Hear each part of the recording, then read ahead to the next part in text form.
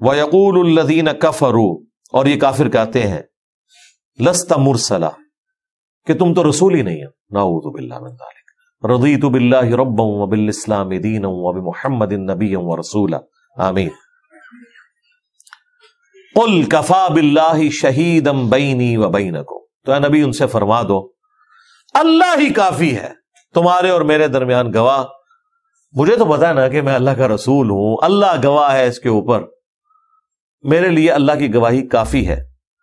وَمَنْ عِنْدَهُ عِلْمُ الْكِتَابِ، اور گواہی کے طور پر وہ لوگ بھی کہ جن کو کتاب کا علم دیا گیا تھا، اہل کتاب جیوز اور کرسچنز جو اہل حق ہیں، جن کے پاس وہ کتاب موجود ہے، اپنی الہامی کتابوں میں آخری پیغمبر کی پروفیسیز موجود ہیں، وہ بھی اس بات کے اوپر گواہ ہیں کہ میں اللہ کا پیغمبر ہوں.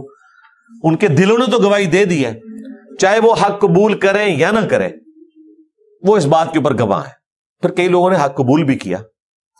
اور دیکھیں قرآن تو اس وقت کہہ رہا تھا کہ جیوز اور کرسچنز میں سے مسلمانوں کے سب سے زیادہ قریب وہ ہیں جو اپنے آپ کو نصارہ کہتے ہیں، یعنی کرسچنز. اور اس کے پیچھے ظاہر ہے ایک بڑی ریزن ہے کہ صرف مسلمان ہی ہیں جو جیسس کرائسٹ کو مانتے ہیں، اور دنیا کے کسی دین کے ماننے والے حضرت عیسیٰ ابن مریم کو پیغمبر نہیں مانتے. جیوز تو انہیں گالیاں دیتے ہیں نعوذ باللہ. اور دوسرا اللہ تعالیٰ فرمایا ان کے اندر قسیسین ہے، رہبان ہے، اللہ سے ڈرنے والے لوگ ہیں، اور وہ نرم دل لوگ ہیں. ہارٹ بھی ان کی نرمی آپ دیکھیں، نرم دلی تو ہے ان کے اندر. پوری دنیا کو پناہ دی ہوئی ہے. آپ کے ملکوں میں جن لوگوں کے اوپر توہین مذہب کا الزام لگتا ہے، آپ کے علماء بھی ان کو پروٹیکشن نہیں دیتے، وہ لوگ دے دیتے ہیں. اور اس چیز سے بالا تر ہو کے کہ آپ کا تعلق کس مذہب کے ساتھ ہے، کس فرقے کے ساتھ ہے، کس پولیٹیکل جماعت کے ساتھ ہے. تو یہ دل کی نرمی تو ہے ان کے اندر. اچھا، آج بھی جو لوگ اسلام قبول کر رہے ہیں نا یورپ میں، امریکہ میں، وہ 99.9% کرسچنز ہی ہیں. جوز آج بھی اڑے ہوئے ہیں، ان کا اپنا تکبر ہی نہیں جا رہا. اور پھر اللہ تعالیٰ نے ان کے اوپر وہ ضربت علیہم الذلہ والمسکنہ، وہ تو مسلط کر دیے، وہ اسی طریقے سے جاری ہے، وہ اپنی حرکتوں سے باز نہیں آ رہے. میں تو آج کل یوٹیوب کے اوپر ان کے انٹرویوز بھی دیکھتا ہوں. ان کے جو اسٹرانچ قسم کے مذہبی لوگ ہیں، ان کے ربی ہیں، جس طرح آپ کے مولوی ہوتے ہیں، ان کا آپ کانفیڈنس لیول دیکھیں، وہ بھی آسمانوں کے اوپر ہے. وہ کہتے ہیں ہم ہی ہم ہیں، خدا کے ماننے والے تو ہم ہیں، ہم اللہ تعالیٰ کے چنے ہوئے لوگ ہیں، دنیا میں ہم خدا کے ریپریزنٹیٹو ہیں، ہم انبیاء کرام علیہ السلام کی اولاد ہیں یقیناً اس میں کوئی شک نہیں ہے.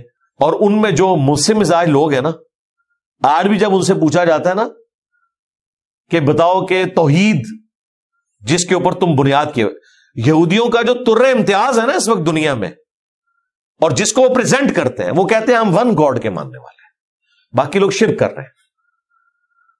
اور کرسچنز تو کہتے ہیں شے ہی کوئی نہیں. وہ کہتے ہیں دیکھو ایک انسان کو، وہ تو خیر اس انسان کو بھی آؤٹ آف ویڈ لاک کہتے ہیں نعوذ باللہ، عیسیٰ ابن مریم کو کہتے ہیں دیکھو ایک انسان کو، ان کی عقل ماری ہوئی ہے، ایک انسان جو کھانے پینے کا محتاج ہے، اس کو انہوں نے خدا بنا لیا ہوا ہے، خدا کا بیٹا.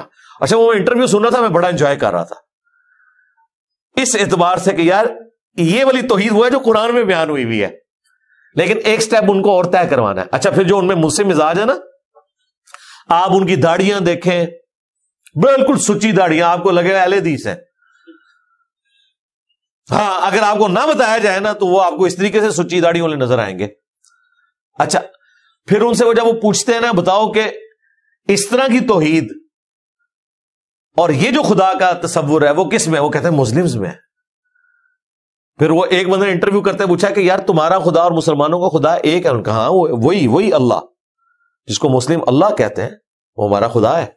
اچھا، ایک کرسچن گیا وہاں انٹرویو کرتے ہوئے نا، وہ مختلف اسٹانچ قسم کے، میں آپ کو بتاؤں یہودیوں کے اہل حدیث اور مسلمانوں کے اہل حدیثوں میں کتنا فرق ہے، یہ میں انورٹڈ کاموں میں سمجھانے کے لیے. ان سے جب پوچھا گیا نا کہ آپ زائنسٹ یہودیوں کے ساتھ رہنا پسند کریں گے یا مسلمانوں کے ساتھ، ان کا مسلمانوں کے ساتھ رہنا پسند کریں گے، انہوں نے تو دنیا میں فساد مچایا ہوا ہے. اچھا اس معاملے میں آدھے تو اہل حدیث بھی یہ کہتے ہیں کہ بریلویوں سے یہود و نصارہ بہتر ہے، لیکن اور پاسے ٹر پہ دینے. لیکن آن گراؤنڈ اگر بات کریں آپ تو جو بندہ آپ کے نبی کو، آخرت کو، قرآن کو مانا ہوا ہے، اگر اس کے اندر کہیں گمراہی موجود ہے اس کی اصلاح کی کوشش کریں. تو جو اسٹرانچ لوگ ہیں نا وہ ہر جگہ اسی قسم کے اسٹرانچ لوگ ہیں. اچھا وہ اس وجہ سے بھی کہہ رہے ہیں کہ وہ سالہ سال سے وہاں رہ رہے ہیں. یہ مسئلہ کھڑا ہوا ہے دوسری جنگ عظیم کے بعد، ہٹلر کے گناہوں کو دھونے کے لیے گریٹ برٹن نے یورپ کے جو یہودی تھے نا انہیں لا کے فلسطین میں آباد کر دیا. فلسطین میں آلریڈی مسلمان، یہودی اور عیسائی آباد تھے صدیوں سے، وہ آپس میں رہتے تھے. جس طرح انڈیا میں بھی ہندو اور مسلمان رہ رہے ہیں، کبھی کوئی لڑائی جھگڑا نہیں ہوا تھا. یہ مودی نے آگے سارا دنگا فساد کروایا. وہاں پہ لوگ رہ رہے تھے اور وہاں قومیت ان کی پہلی تھی کہ فلسطینی ہیں ہم، بعد میں مسلمان، یہودی اور عیسائی ہیں.